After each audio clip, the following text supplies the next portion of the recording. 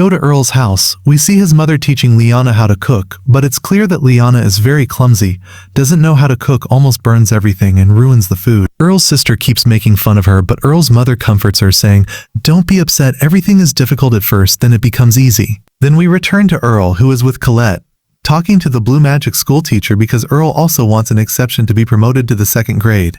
The teacher tells him that the promotion test exception is granted only once a year, and he already used it at the Red Magic school test. So he says to her, "Then test me, I am ready for any test because I don't want to waste my time in useless study classes."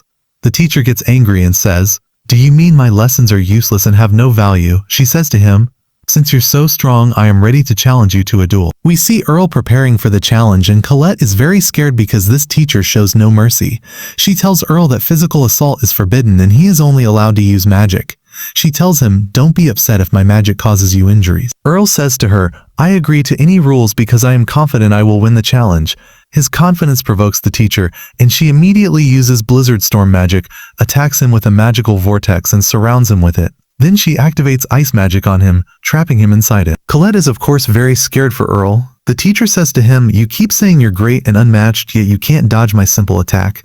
But she is shocked when Earl starts hitting the ice barrier and manages to break it. She is surprised to find that he had created a magical shield to protect himself from her attack. After that, Earl says to her, "Now it's my turn to attack," and decides to use the Ice Arrow spell. She says to him, "Do you think your spell can defeat me?" But he surprises her by summoning a very large number of ice arrows. She says to him, "I saw you in the test. This is your favorite magic skill."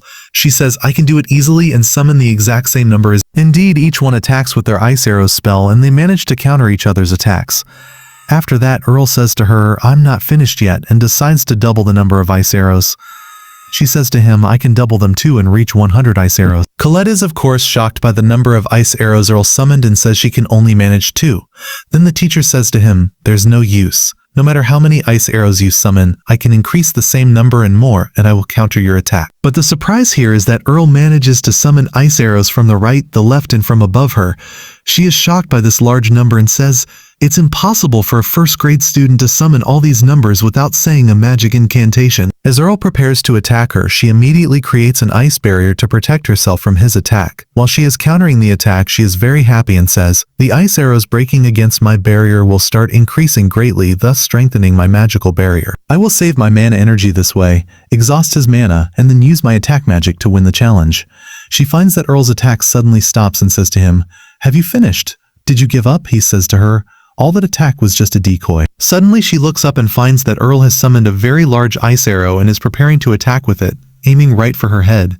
She feels trapped by the ice barrier she was creating and doesn't know how to escape. She decides to quickly create an ice barrier above her to protect herself, but Earl's ice arrow is very strong and manages to penetrate her barrier, breaking it and falling on her. Thus, Earl wins the challenge against his teacher. Afterwards, when he meets his friends, they are very happy that he was also promoted at the Blue Magic School. They tell him that he is the first to get an exception and be promoted in 2 schools at once. Earl tells them, "I won't stop here, now it's the Green Magic School's turn." Then he takes Colette, and they go to the Green Magic School, but the employee tells him, "We cannot promote you. There must be a special reason." Earl says to her, "The teacher can make an exception, just like what happened for me before." She says to him, "We are different from the other magic schools and we don't have that law." Earl gets angry with her, but Colette calms him down. The employee starts looking for any way to help him, and finds out that long ago, the school principal made an exception for one of the students. She says that if you can meet the school principal and discuss the matter with him, he might make an exception for you as he did before.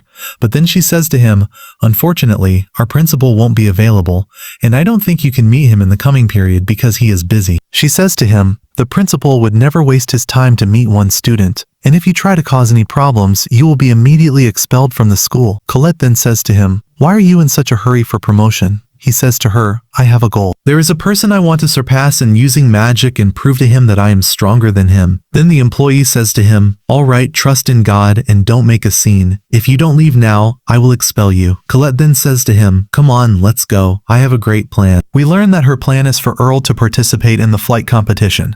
This competition will be attended by the principal. If Arel manages to win the competition, he will have a chance to meet the principal and present his request to take a test and get an exception to be promoted to the second grade. The employee likes the idea very much and says to him, "Be careful, the competition is not easy because 300 students participate in it, and not all of them are from the first grade." Arel says to her, "I am confident that I can win the competition and meet the school principal." Indeed, he goes to start the challenge. We see his friends cheering for him and being very confident that he will win. Then the bully student comes and says to him, "What brought you here?" He says to him, "The last time I saw you, you couldn't even fly." But Arel didn't remember him and said, "Who are you?"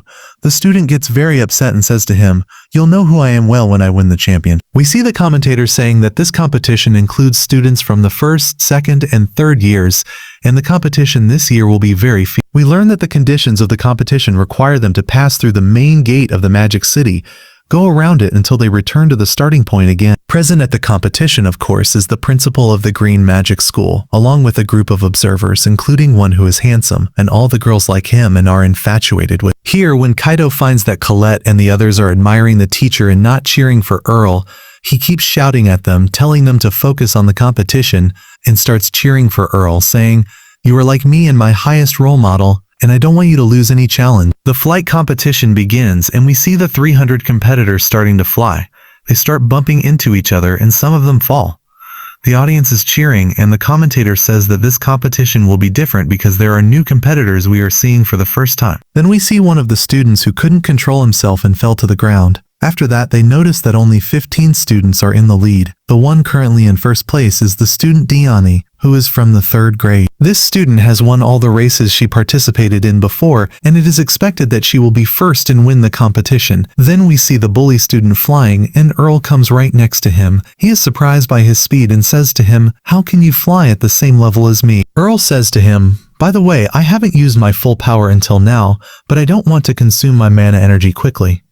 The boy gets angry and says to him, "By the way, I'm like you two, and I don't want to use all my energy and I can increase my speed normally." They then reach the stage where they exit through the gate and are supposed to control their speed to be able to turn left without losing their balance. The first group to exit cannot control themselves and immediately fall into the water, but the bully student manages to control his speed and can turn left without falling. He is surprised for the second time that Arel reached him easily, thinking he had fallen into the water when he exited. We see the group led by Diani managing to exit the gate easily and still maintaining their position in first place. At that moment, the handsome observer is surprised that students still in their first year could reach this advanced stage of the race, but he still expects student Diani to win. But immediately, Arel and the bully student manage to catch up to her. The bully student says to her, "I am the one who will win the race." She is surprised that they are still continuing until now, so she laughs at them and says, "I haven't increased my speed yet." Indeed, she increases her speed and flies faster than before. Arel is forced to increase his speed as well. The bully student is surprised that both of them have outpaced him, and he of course cannot increase his speed and his mana energy begins to weaken, and he feels tired. Then we see that Arel managed to reach next to student Diani, but he had used his maximum speed and couldn't increase it further. Oh dare.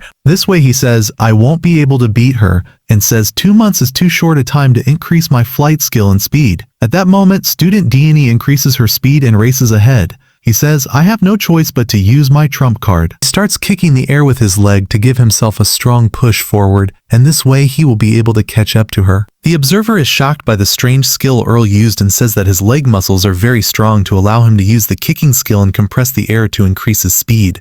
He says, "The first time I've seen anyone use this skill." Indeed, Arel manages to catch up to her and increases his speed noticeably. They are close to reaching the entrance gate. Arel immediately increases his speed and manages to pass student Diani.